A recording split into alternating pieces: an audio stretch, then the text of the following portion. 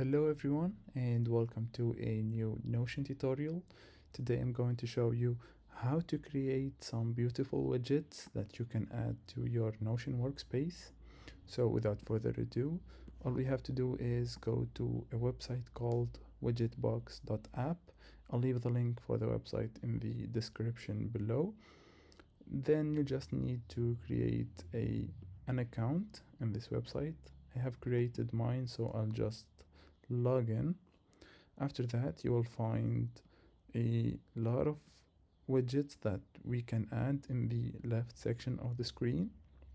Let's say, for example, that we'd like to add a timer. We can customize this timer. Here it is a countdown timer for New Year. Let's say we change it back to a birthday. After that, all we have to do is copy the embedded URL and then go back to our Notion workspace and paste that URL as an embed. Give it a few seconds and boom. This is our birthday countdown widget. Thanks guys for watching. See you in the next video.